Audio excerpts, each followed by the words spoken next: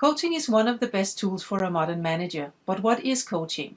When looking in dictionaries you find these explanations. A coach for transport is a large four-wheeled enclosed carriage, usually horse-drawn. The word origins from Hungarian, wagon of cogs, village in Hungary where coaches were first made. A coach in learning is a trainer or instructor, a person who trains or directs athletes or athletic teams. Coaching, transport. To transport by or ride in a coach. Coaching, learning. To act as a trainer or tutor. To teach, which probably comes from the idea that the instructor carried it. Coaching is a special way of having a dialogue where the aim is to support people in their learning process instead of teaching them. Two persons invite each other to the dialogue. There is a specific goal for the dialogue. Focus is kept on how to think about and understand a situation, possibility, challenge, or dilemma. The understanding leads to find possible solutions and get ready to act upon them. Focus in the coaching is driven by the needs of the focus person being coached and not the coach's needs. Assist the person so he or she is able to discover own opportunities. The person finds new perspectives to the situation, possibility, challenge, or dilemma. The person being coached has the ownership to the subject in the conversation, whether it is a potential challenge or problem. The person being coached creates his or her own learning, and the coach supports the process and challenges the person to use own potential as much as possible. The coach supports the person to feel competent. Coaching is a tool, a mindset, a leadership style, and can in time be a cultural issue. If you wish for other people to develop themselves, then the first step is to listen and understand their constructed reality. Coaching is the most effective tool to do just that. Coaching in general can help people to answer their own larger or smaller questions. For instance, how do I get a better life? How do I get my day to be more balanced between work and leisure time? How do I overcome my fear of flying? How can I win in the sport I spend so much time on? How can I save my marriage? What is the next step in my personal development? Which job should I choose? Not all of these questions are job related and therefore not what a leadership coach is occupied with. Leadership coaching can be used in all different kinds of dialogues with the employees, such as regular budget meetings, follow-up on results, developmental dialogues, and any situation where the employee needs to dig deeper into own potential, limitations, and successes. 90% of our motivation comes from being seen, being heard, and being taken seriously. When coaching your employees, you are concentrating on what is important to the employee to be able to perform, and this way ensuring that they are being seen, heard, and taken seriously. The person who is coached is most often called a coachee or a focus person. From here on, you will find the name focus person. Coaching has developed over the years from being a tool to direct and instruct, most commonly used in sports, to be a wide range of different approaches, for instance, NLP coaching, system coaching, life coaching, executive coaching, business coaching, health coaching, mindful coaching, and much more. Whenever there is a new trend, there is a new name. Theories and scientific studies in psychology, management, and sports brings the good news about what this tool can contribute with.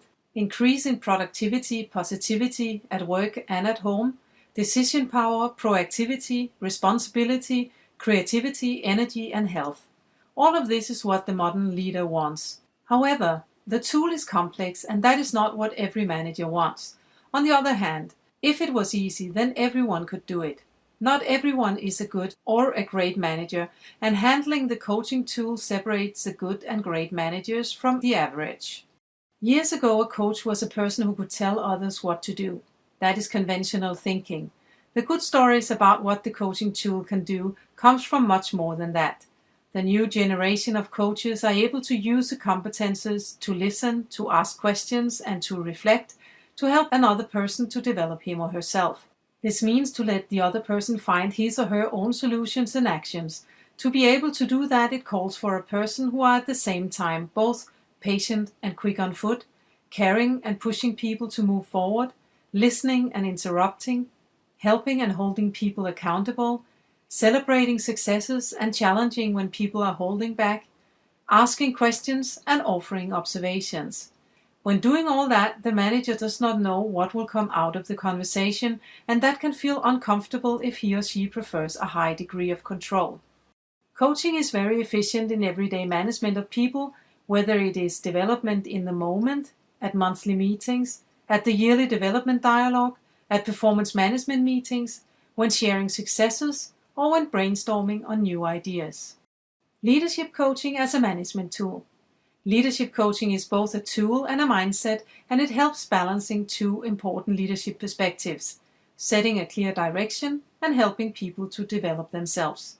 The difference between an ordinary coach and a leadership coach is that an ordinary coach is not responsible for a team's performance. At the same time, the leadership coaching is focusing on the employee's performance, satisfaction, and development within an organizational context, where an ordinary coach can focus on whatever is on the person's agenda in the coaching session.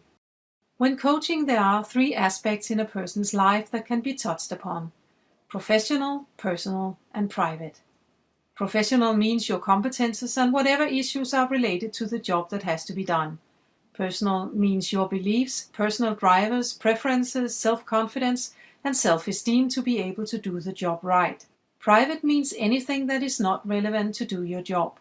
Any manager knows that it is difficult to separate the three, and eventually you do touch upon private matters when coaching some employees.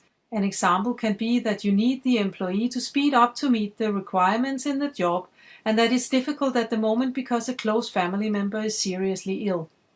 An ordinary coach can coach both on professional, personal, and private matters, where a leadership coach is coaching on professional and personal matters. An ordinary coach is often seen as someone you hire as a professional coach for a limited time, but it can also be a friend, a family member, or a colleague who is great at asking questions. Here are some differences between an ordinary coach and a coach who is also the focus person's immediate manager. Ordinary coach, leadership coach.